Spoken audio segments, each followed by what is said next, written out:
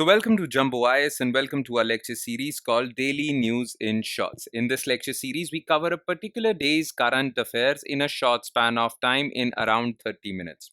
The purpose of this lecture series is very simple.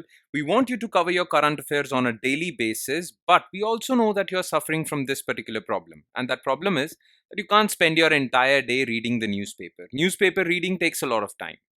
Therefore, to facilitate you guys, we have come out with this lecture series in which we'll cover the entire day's current affairs within 30 minutes. Okay? So, the purpose of this lecture series is to save your time and side by side allow you to cover all your current affairs on a daily basis. Okay? Now, you just have to watch this lecture, but just watching this lecture is job half done. What do you need to do next? Just after watching this lecture, you need to revise this lecture as well, because revision is instrumental in etching these current affairs in your memory for long periods of time. You will be able to remember these current affairs for longer periods of time if you have revised them. Now, you can revise them from the notes provided by us, and those notes shall be available in PDF format and shall be shared on our Telegram channel. Now, the link to our Telegram channel is provided in the comment section below this video. All you have to do is just click on that link. It will take you to our Telegram channel. From there, download the notes for this lecture and spend another 20 to 25 minutes revising this lecture. So 30 minutes of watching this lecture, 20 to 25 minutes of revising this lecture, and in about 50 minutes, you're done for the day as far as current affairs are concerned. You're done for the day. Now your entire day is freed up. Do whatever you want to do. Spend however you want to spend your day. Okay? You don't have to worry about current affairs anymore. Okay? So this is the purpose of this lecture series. Okay, let's begin the discussion, starting with taking a look at the topics we shall cover today. Okay, so here are today's topics. So today we are going to be covering 4 important topics. Topic number 1 would be mission on natural farming, because Ministry of Agriculture has announced that it is going to launch a dedicated national mission on natural farming. So we'll talk about this.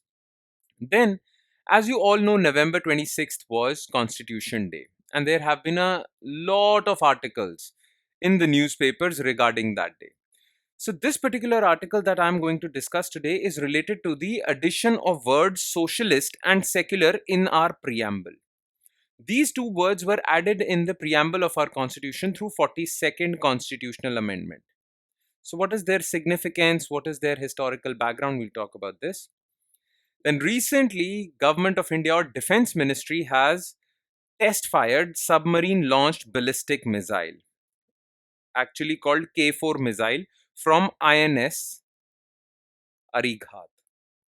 So INS Arighaat is a submarine, and this missile was tested from this submarine. So we'll talk about this.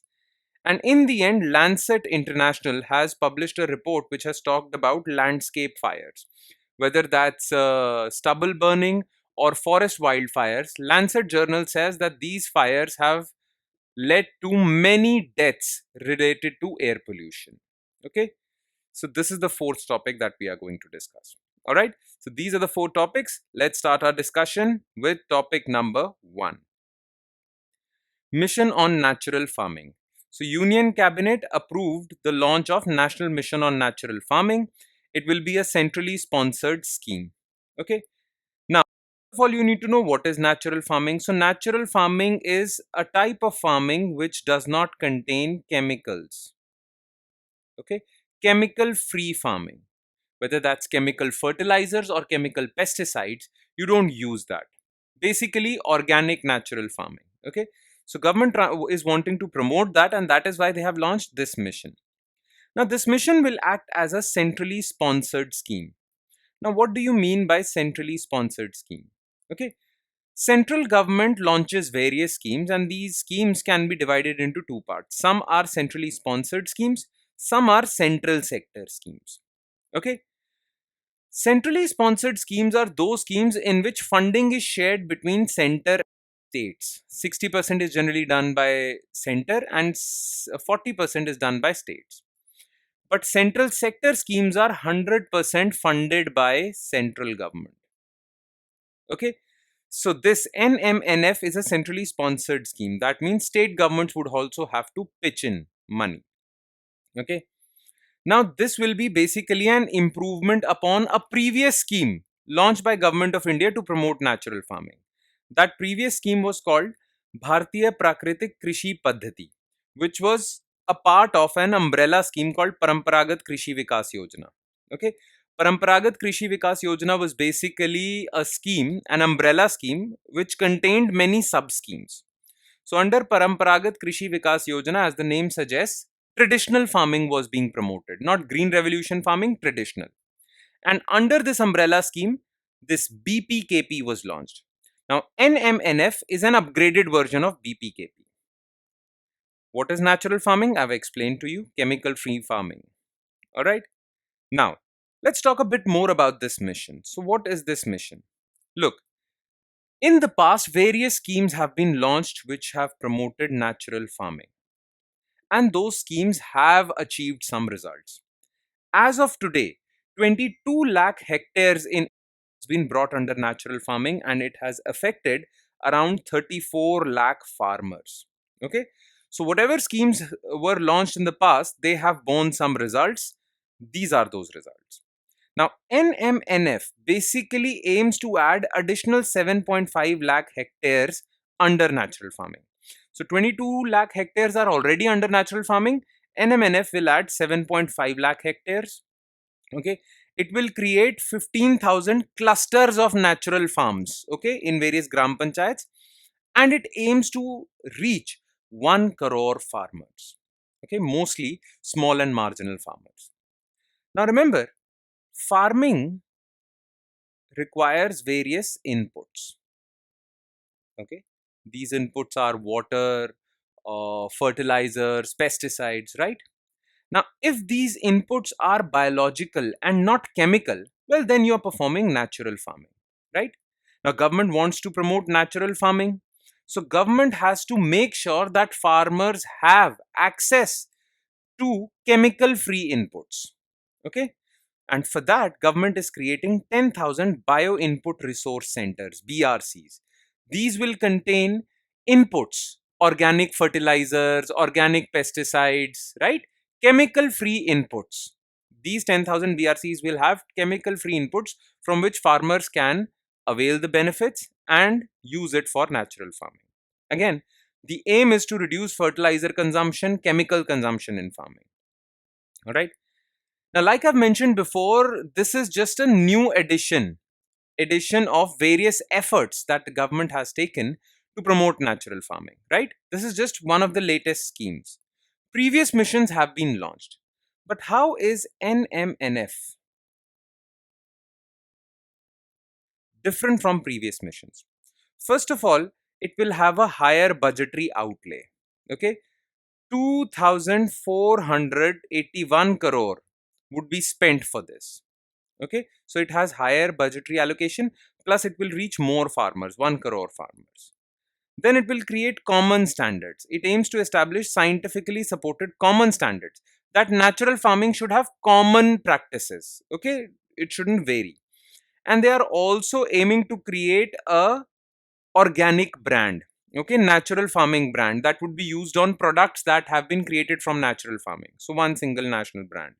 Okay, plus, this program, this mission would also train farmers in the practices of natural farming. Okay, so Krishi Vigyan Kendras, agricultural universities would be used for that. So these three topics actually make this scheme different from the previous schemes. Okay, now why is government promoting natural farming? Okay, what is the need for this mission? Simple, we need to control excessive use of fertilizers. In fact, Agricultural Ministry has identified 228 districts across 16 states where fertilizer use is above all India average. So what this ministry has done is, Agricultural Ministry will select those districts which have chemical fertilizer use of 200 kg per hectare, more than 200 kg per hectare. Okay, these districts shall be selected for NMNF. All right. So this is the national mission on natural farming. All right. Now let's shift focus to topic number 2, which is related to the words socialist and secular in the preamble. You know about Preamble of India, right? It basically gives us an idea of the basic philosophy of our constitution. Now, the original preamble before 1976, the original preamble started like this: We, the people of India, having solemnly to constitute India into a sovereign democratic republic. Okay, these were the three words that were used in the original preamble. But after 42nd Constitutional Amendment Act of 1976, words secular and socialist were added. So the new preamble reads like this: We, the people of India, having solemnly resolved to constitute India into a sovereign socialist, secular, democratic republic. Okay, so the words socialist and secular were added through this act. In the original preamble, these words were missing. Therefore, in recent years, some people filed an objection. Okay, some people filed a petition into the Supreme Court saying that the original constitution makers did not intend to insert these words into the preamble. Therefore, 42nd Constitutional Amendment Act was wrong in inserting these two words. Therefore, these two words should be removed from the preamble. Now, Supreme Court recently gave a ruling, and it said that the words socialist and secular are permissible. They shouldn't be removed from the preamble. Okay, putting to rest this controversy. All right. Now, what is the historical background of the insertion of these two words? Okay. Now, emergency was going on in India between 1975 to 77. Indira Gandhi was in power, and she passed 40 through her parliament 42nd Constitutional Amendment Act. Okay, this act changed our constitution to a great degree. Many amendments were made through, or many changes were made through this 42nd Amendment Act. Okay, so big was the extent of changes made that many experts called 42nd Amendment Act as mini constitution, because it made so many changes to our constitution. One such change was addition of the word secular and socialist. So earlier it used to read sovereign democratic republic, now it was sovereign socialist secular democratic republic. Okay, along with there were many other amendments, many other changes made to the constitution. Many changes were made. That is why it was called the mini constitution. But one of those changes was adding these two words. Okay, but it's not that it was only Indira Gandhi who tried to insert these two words, socialist and secular, into our constitution. Okay, it was tried during Constituent Assembly also. Okay, some constitution makers tried inserting these two words into our constitution, but it was rejected by the majority. So majority of our constitution makers or members of Constituent Assembly did not allow the addition of or insertion of these two words, basically, right? But Indira Gandhi became successful later. Okay, what were those attempts? So first of all, you need to realize that preamble is based on objectives resolution passed by Jawaharlal Nehru on 13 December 1946, and in objectives resolution it was written independent sovereign republic. Okay, but then this was changed to sovereign democratic republic in the preamble. But in October 1949, a member of Constituent Assembly, Hasrat Mohini, called for an amendment of the preamble and said that it should begin with "We, the people of India, having solemnly resolved to constitute India into a not sovereign democratic republic." It should be written Union of Indian Socialist Republics. Much like India should be called UISR instead of like USSR. Remember, there was Soviet Union. So Soviet Union was called USSR. Hasrat Mohini was really impressed by that. So he said it shouldn't be sovereign democratic republic. It should be Union of Indian Socialist Republic. India should be called UISR, like USSR or Russia. Okay, this was categorically rejected. Then in November 1948, KT Shah tried to amend Article 1, not the preamble, but Article 1. Article reads, India, that is Bharat, shall be a union of states. Okay, but KT Shah wanted to change that to India, that is Bharat, shall be a secular federalist socialist union of states. So he also wanted to insert the word socialist and secular. but this was also rejected. Okay, so earlier failed attempts were made to insert these two words, but they were not successful. They were not agreed to by majority of members of Constituent Assembly. But later, when Indira Gandhi got power, she introduced these two words in our preamble. That's all. That's the basic trivia that you need to be aware of. All right. Okay. Topic number 3: Submarine launched ballistic missiles. So, what is in the news? India has tested a nuclear capable ballistic missile with a range of around 3,500 kilometers from nuclear powered submarines in Bay of Bengal in a major boost to its nuclear deterrence. Okay. Now, defense sources said the submarine launched ballistic missile was flight tested by Strategic Forces Command for the first time from INS Arighaat.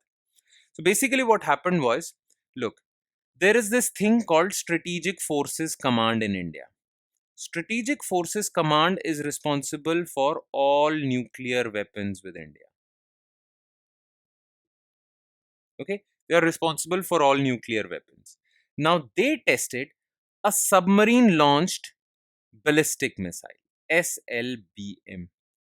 SLBM is a type of missile that can be launched from submarines. Okay, so they tested this submarine launched ballistic missile, which has a range of 3,500 kilometers. It is nuclearly capable, and it was tested from which submarine?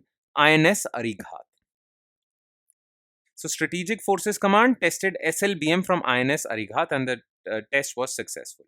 Now, this SLBM is called K4 missile. Okay, named after Abdul Kalam Azad, Abdul Kalam, former president of India. Okay, so Kalam, from Kalam it is K4.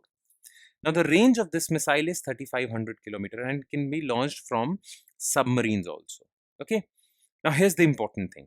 You need to know this. Look, India wants to establish nuclear deterrence. Okay, what do you mean by the term nuclear deterrence? Well, it says that any country should fear attacking India because India can respond with nuclear weapons. Okay, so this is what we mean by deterrence. It would deter other countries to attack India. Okay, because India has nuclear weapons. So this is nuclear deterrence. Now, this nuclear deterrence becomes solid if India has a nuclear triad. Now, what do we mean by nuclear triad? India can launch nuclear missiles from land, from air, and from sea. Now, India has various missiles, Prithvi, Agni, which can launch nuclear weapons from land. India can also launch nuclear weapons from aircraft fighter jets. With this SLBM and many other missiles, India can now also launch missiles from sea. Okay, and launching missiles from submarines is very effective because submarines float underwater. Submarines are submerged underwater, so they are very difficult to detect. So these pass or go around in the oceans of the world undetected. Therefore, India can launch from anywhere in the oceans a nuclear weapon, and it also has a very high range. All right, this is what is significant. So, with this, India has further strengthened its nuclear triad, which further strengthens India's nuclear deterrence. Okay, through its submarine launched ballistic missile. Okay, so more about this missile. It is codenamed after Abdul Kalam, APJ Abdul Kalam K4 missile, and it has a range of 3,500 kilometers. Now, there are only 6 countries in the world that have a SLBM. Okay, USA, Russia, UK, France, China, and now India. Okay, so earlier there were 5. India has joined this elite club, and now there are 6 countries with SLBMs. Okay, because it is very difficult to launch ballistic missiles from submarines. Submarines are submerged. All right. India is also developing a K5 missile. This is K4 SLBM. India is developing K5 SLBM, which will have a strike range of 5,000 kilometers. So this is 3,500. It will have 5,000. All right. So this is very significant. First of all, having submarines is very important for India's navy. And if these submarines are nuclearly capable, if they can launch nuclear weapons, well, then India's defense preparedness is increases manifold. All right. Now you need to have some information about INS Arighaat also, from where this SLBM was launched. Okay. So what is INS Arighaat? Now listen to me carefully. Look, submarines are basically of two types. One are diesel electric, which are called conventional submarines. So these submarines are powered by diesel engines, conventional engines. Okay. The other are called nuclear submarines. Okay. These are not powered by diesel engines or electric engines. These are powered by nuclear reactors. So the energy produced by nuclear reactor is used to power this submarine. Now, what is the advantage of nuclear submarines? Every country wants to have a nuclear submarine, because the problem with diesel electric submarine is that it has to come at the top of water every now and then. It has come to the surface. It has to come to the surface every now and then. And when it comes to the surface, it gets detected. But nuclear submarines can stay submerged in water for days, months, even years. Okay, because they are not powered by diesel engines. Diesel engines need air. Nuclear reactors do not need air. That is why these submarines have to come to the surface, but nuclear submarines can stay undetected underwater for longer periods of time. Okay, INS Arighat is nuclear submarine. Plus, nuclear submarines are also of two types. One are called SSNs. Okay, these are nuclear submarines, but they don't have nuclear missiles from which that they can launch. They have normal weapons. But SSBN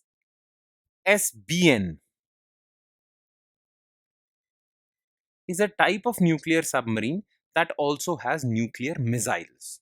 Okay, and INS Arighat is an SSBN. It is a 6,000 ton SSBN, and it is India's second SSBN.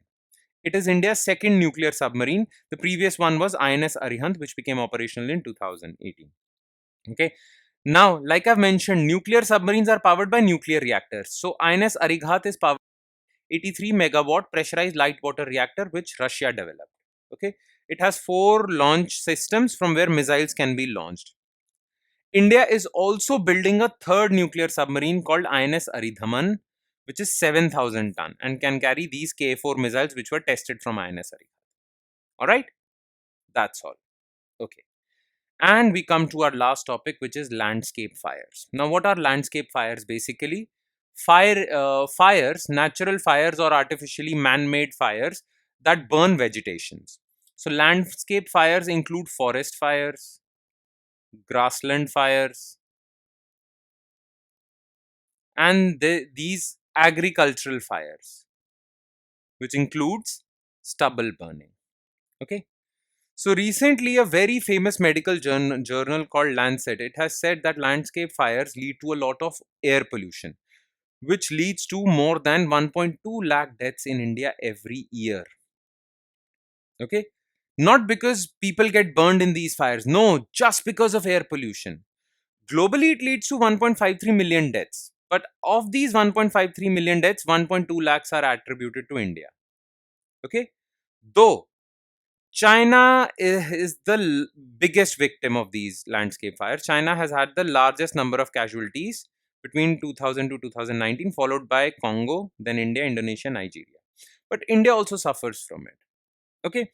Now, why are landscape fires dangerous? Okay. It is technically called landscape fire source air pollution. This burning of vegetation leads to release of various pollutants, but the most dangerous among them is particulate matter, small particles less than 2.5 micrometers. Okay, these particulate matter spread over to large distances, hundreds of kilometers, and impact people living in these hundreds of kilometers. So even if forest fires haven't occurred in your area, but forest fires in nearby regions, the pollutants emitted by them can reach you. okay, and impact your respiratory and cardiovascular systems. In fact, these landscape fires also release black carbon. Now, black carbon has a lot of global warming potential. So, the release of black carbon also accentuates global warming. So, these forest fires not only affect our health, they further add to global warming. And that's a problem. Okay. Plus, this report in Lancet has said that low income countries have more deaths due to this air pollution than high income countries. Okay. Lower socioeconomic countries were more likely to have higher deaths from respiratory illnesses caused by fires than higher socioeconomic countries. Okay. So, yes, that's it. That's all, everyone. With that, we conclude today's session. Thank you so much for watching, everyone. And please, please, please, I'm repeating it again. Please do not forget to revise this lecture from our notes, which are provided on our Telegram channel, because without revision, you won't be able to remember these current affairs for longer periods of time. You'll forget them in a couple of days. So make sure just after watching this lecture, you revise them also. All right. On that note, I'll be signing off. Thank you so much, everyone.